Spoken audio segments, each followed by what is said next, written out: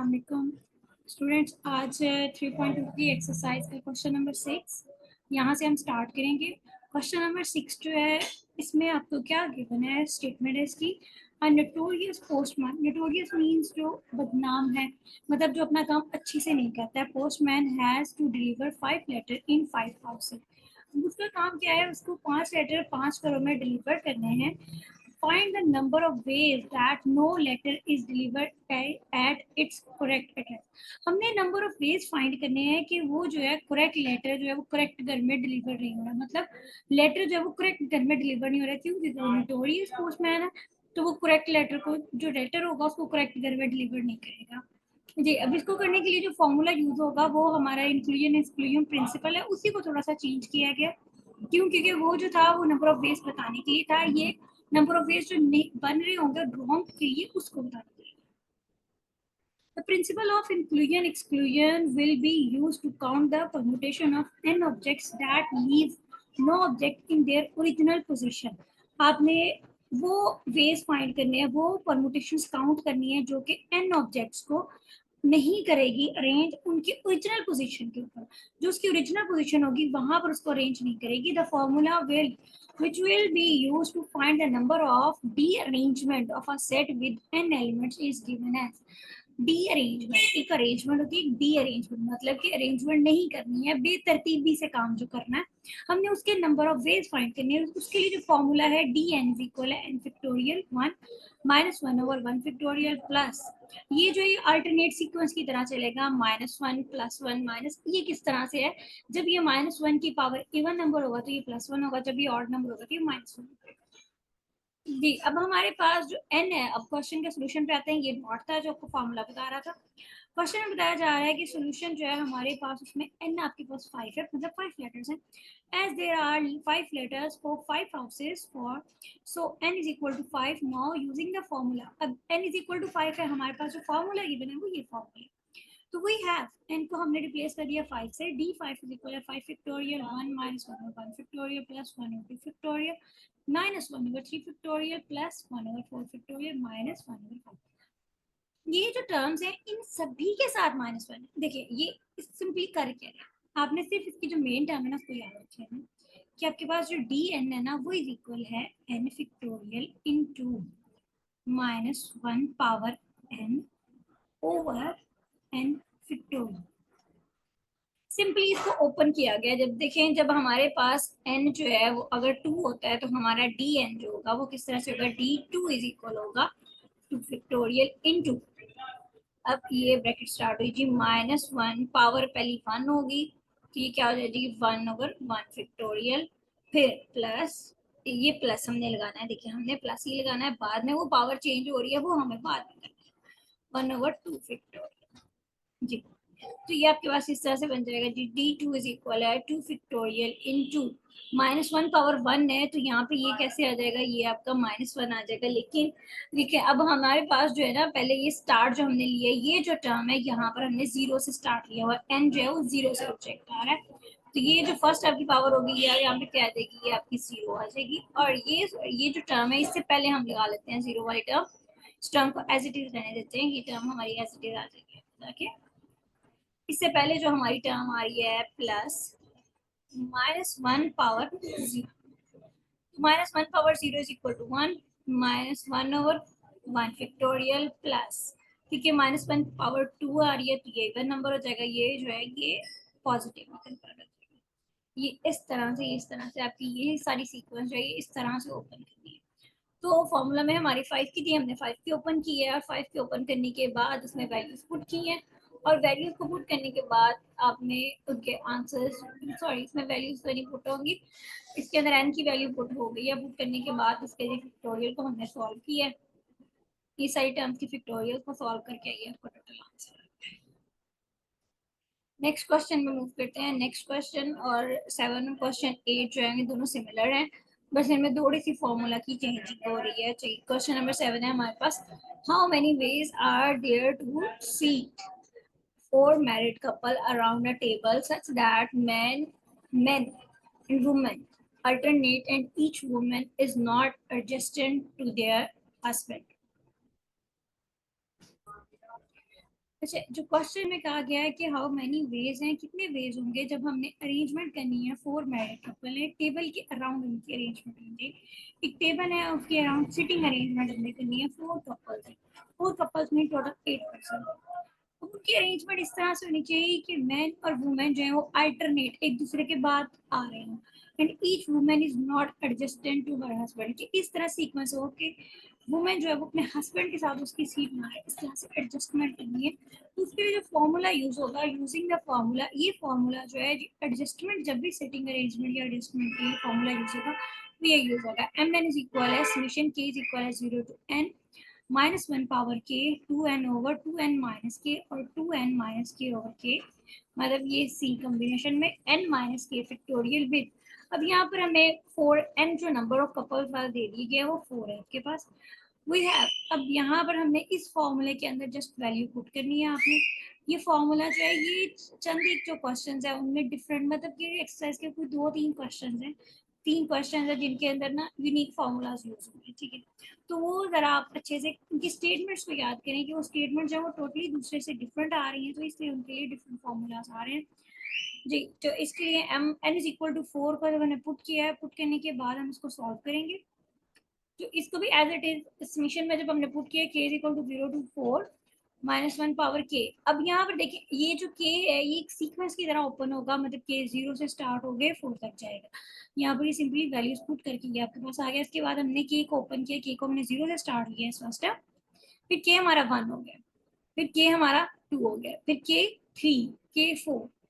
तो इस तरह से ये हमने सारे ओपन कर देनी है।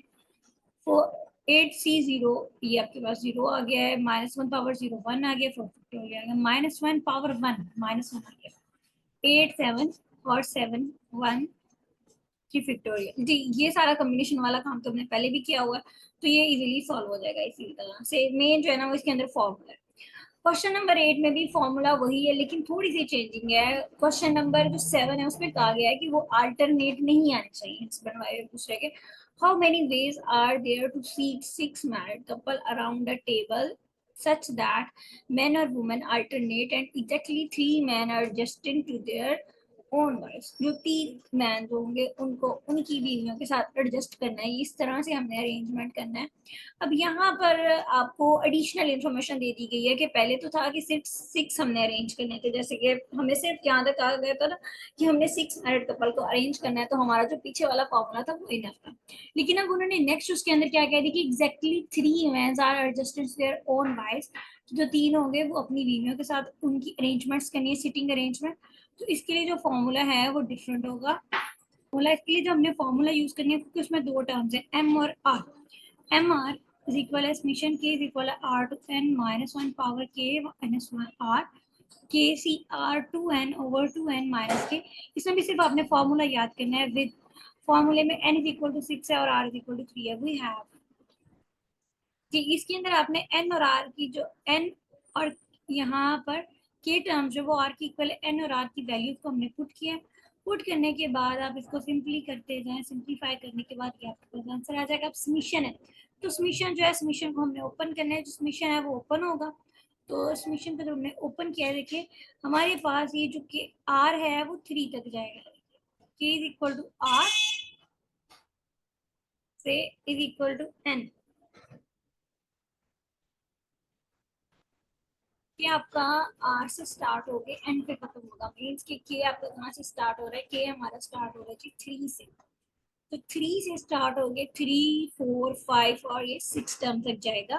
तो इस तरह से आपने ओपन करना है। अब यहाँ पर जो ये जीरो कैसे है, के -3, मतलब 3 - 3 तो आपका 0 टर्म आ जाएगी। इसी तरह से ये सारी वैल्यूज में पुट होगा और ये आपकी सिंपली यहाँ पे कॉम्बिनेशन और फैक्टोरियल की टर्म्स यूज होगी और ये सिंपलीफाई हो जाएगा। नेक्स्ट जो है क्वेश्चन नंबर 9, ये इजी क्वेश्चन है। इसके बारे में ये क्वेश्चन थोड़े से इंपॉर्टेंट है क्योंकि ये शॉर्ट में आ सकते हैं, एमसीक्यूज पॉइंट ऑफ व्यू से भी ये क्वेश्चन आ सकते हैं, शॉर्ट क्वेश्चन में आ सकते हैं। तो इवेल्युएट करना है हमने फॉलोइंग को। फॉलोइंग में क्या है हमारा टाउ, इसको टाउ भी बोलते हैं, इसको टा भी बोलते हैं, टा और सिग्मा। टा जो होता है वो हमारे पास क्या होता है कि आपके जो पॉजिटिव नंबर ऑफ डिवाइजर्स है ना वो जो है उनकी पावर्स का सम प्राइम फैक्टर्स में तरह करते हैं। वो we make prime factors of this term, हमने इस टर्म का प्राइम फैक्टर बनाना है। प्राइम फैक्टर वही है जो हम स्टार्टिंग से छोटी क्लासेस से बनाते आ रहे हैं। प्राइम फैक्टराइजेशन आप लोगों ने की होगी, शायद याद भी होगी। तो ये जिस तरह से हम करते होते हैं एलसीएम के लिए लेते होते हैं टर्म। हमारी ट्राई क्या होती है, सबसे पहले हमने सबसे छोटे नंबर से करना होता है स्टार्ट। तो सबसे छोटे नंबर से हमने करना है जी, ये इसी तरह से आपने सबसे छोटे नंबर से इसको स्टार्ट लेना है। ये क्योंकि ये स्टार्टिंग से आप लोगों ने काम किया हुआ है, इसलिए मैं दोबारा नहीं रिपीट कर रही हूँ इस काम को। मैं सिर्फ आपको हिंट देना चाह रही थी कि इस तरह से आपने करना है। तो आपने इस तरह से इसकी प्राइम फैक्टराइजेशन करनी है, और प्राइम फैक्टर्स जो आ रहे हैं वो आपके पास ये आ रहे हैं। तो इनके देखें 2 पावर 3, 3 पावर 1 और 47 power 1 are the prime factor of the number this. अब जो इनकी पावर्स है हमने उनको लेना है। P1 हमारे पास जो नंबर आ रहा है देखिए वो 2 है, जिसकी prime P1 mean prime number 1। Prime number 1 जो है उसकी पावर आपके पास क्या आ रही है, 3 है हमारा। पी नंबर 2 प्राइम नंबर 2 3 है, उसकी पावर हमारे पास 1 आ रही है। पी नंबर 3 मतलब प्राइम नंबर जो उसकी 47 है, और उसकी पावर क्या आ रही है, 1। वी गेट, अब टाउ जो होता है वो क्या होता है, पावर्स प्लस 1, और ये प्रोडक्ट हमें लेना है। तो ये हमने इसके ये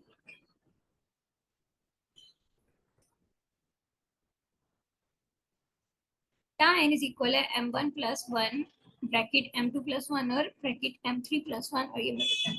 इसी तरह से सिग्मा, नेक्स्ट सिग्मा जो है उसके लिए भी फॉर्मूला अलग से यूज होगा। सिग्मा का फॉर्मूला क्या है, सिग्मा n इज इक्वल है p1 power m plus 1 minus 1 over p1 minus 1। इसी तरह से p2 power m2 plus 1 minus 1 over p2 minus 1। इसी तरह से p3 power m3 plus 1 minus 1 over p3 minus 1।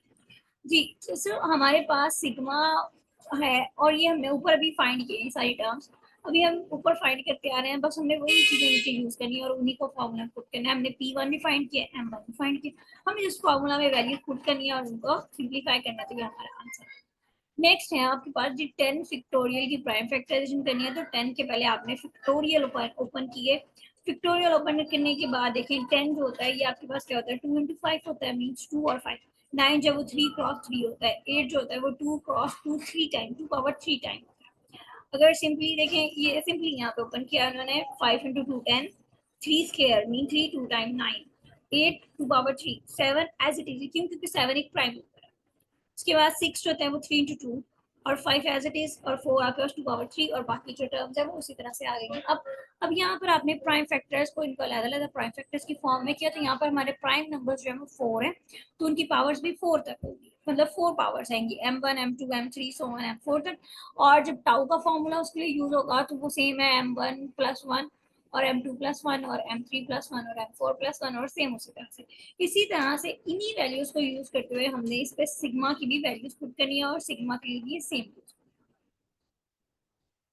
I think आपको इसमें कोई प्रॉब्लम नहीं होगी। क्वेश्चन नंबर 10 पे आते हैं। क्वेश्चन नंबर 10 जो है वो भी मतलब इंटरेस्टिंग क्वेश्चन है।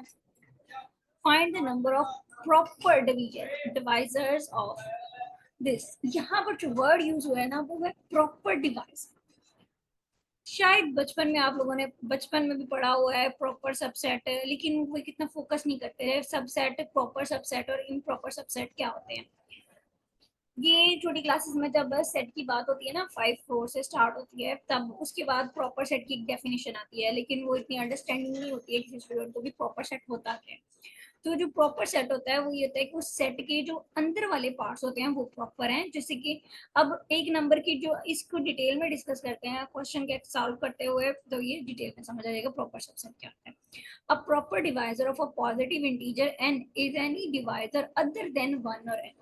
मतलब 1 और इटसेल्फ के अलावा जितने भी डिवाइजर्स होंगे वो प्रॉपर होंगे। लेकिन देखिए 1 और n जो है ना वो इसके इन प्रॉपर डिवाइजर्स हैं। अगर इन प्रॉपर डिवाइजर्स पूछा जाए तो इन प्रॉपर डिवाइजर 1 और n है, और जो 1 और n के अलावा सारे डिवाइजर हैं वो इसके प्रॉपर डिवाइजर हैं। सॉल्यूशन पे आते हैं। We make prime factorization. अब इसके डिवाइजर्स फाइंड करने हैं तो उसकी प्राइम फैक्टराइजेशन करते हैं। हमने इसकी प्राइम फैक्टराइजेशन की है, जैसे ऊपर कहते हैं, और प्राइम फैक्टराइजेशन और उसकी पावर्स आ गई हैं। नाउ एनी डिवाइजर प्रॉपर और improper must be of the form. अब जो भी है प्रॉपर है, ये इम्प्रॉपर है, उनकी फॉर्म जो है वो इसी फॉर्म में आएंगे। मतलब 2 पावर समथिंग है, 3 पावर b है, हमने a b और ये c d के नेम दे दिए इन्हीं पावर्स।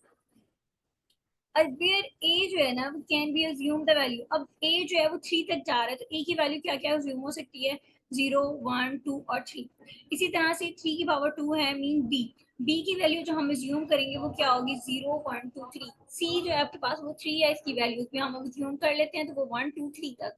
और डी जो है उसकी वैल्यू अज्यूम करते हैं तो वो 0, 1, 2।